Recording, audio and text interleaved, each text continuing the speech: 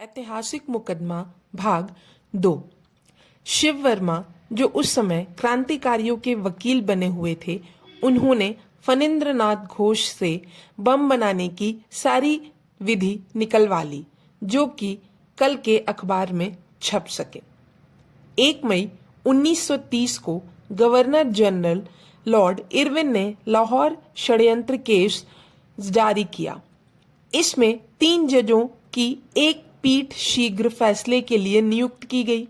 इस पीठ में 2 अंग्रेज जज और एक भारतीय मुसलमान जज थे। कोल्ड स्ट्रीम इस पीठ के अध्यक्ष थे। सदस्य थे हिल्टन व आगा हैदर। इस पीठ को यह अधिकार दिया गया कि चाहे अभियुक्त हाजिर हो अथवा ना हो, वह अपना फैसला कर सकता था। इतना ही नहीं, बेशक अभियुक्तों के वकील भी हाजिर ना हो, फिर भी उसे अपना फैसला सुनाने में कोई बाधा नहीं थी।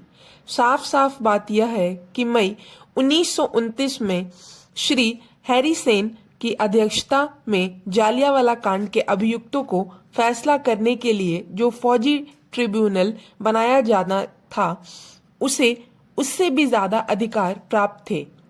हाँ, 2 बातों में दोनों ट्रिब्यूनल समान थे। पहली यह कि उसमें भी 2 अंग्रेज और एक मुसलमान जज थे, और इसमें भी, और वह भी कई महीनों में घोषित हुआ। और यह भी अब अदालत में असहयोग की यह भावुक हवा बह रही थी कि भगत सिंह ने संतुलित भाव से कहा, मुझे एक वकील की आवश्यकता है। कानूनी गवाहों पर जिरह करेंगे, ना अदालत में बहस करेंगे, सिर्फ अदालत की कार्यवाही की चौकसी करते रहेंगे। उन्होंने बैरिस्टर दुलीचंद का नाम इसके लिए सुझाया। उनकी बात ट्रिब्यूनल ने मान ली।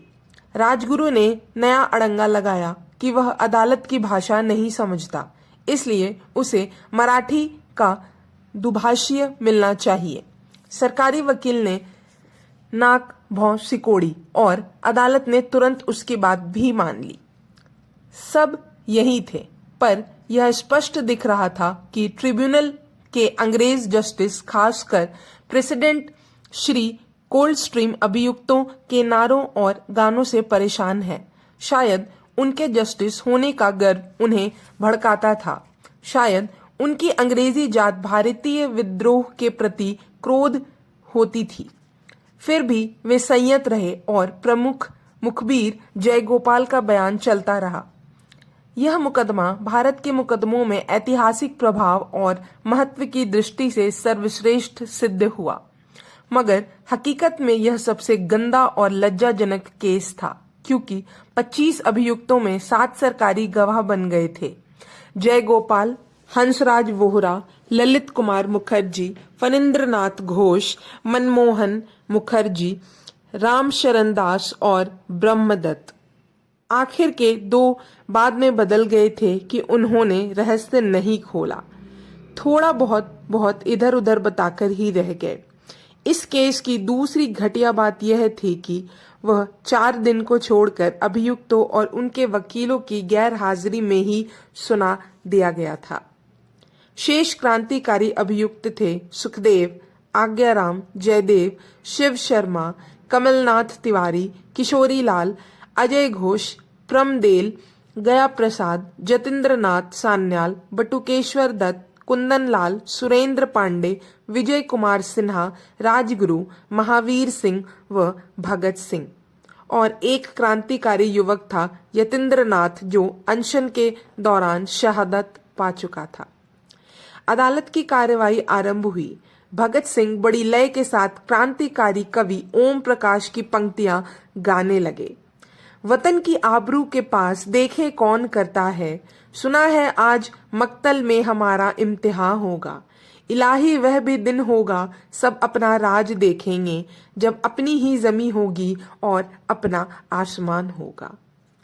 ट्रिब्यूनल के प्रेसिडेंट जस्टिस कोल्ड स्ट्रीम ने इन पंक्तियों का अर्थ का पता लगाया तो क्रुद्ध होकर उठे।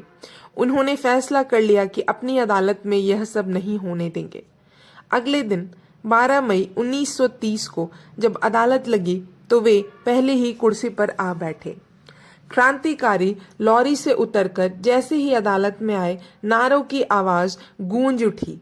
इनकलाब जिंदाबाद, स्टॉप इट, जस्टिस कोल्डस्ट्रीम चीखे। भगत सिंह और उनके साथी ऐसे ही आदेश मानते तो क्रांतिकारी क्यों होते। वे और भी जोश से नारा लगाने और गाने लगे। क्रांति कवि ओम प्रकाश की ये पंक्तियां मानो जस्टिस कोल्डस्ट्रीम को उत्तर देने के लिए ही ये पंक्तियां लिखी गई थी। अपनी किस्मत में अजल से ही सितम रखा था, रंज रखा था, मुहिम रखी थी, गम रखा था। किसको परवाह थी और किस में ये दम रखा था। हमने जब वादिये गुर्बत में कदम रखा था, दूर तक यादें वतन आई थी समझने को। अब हम दूसरे भाग में सुनेंगे।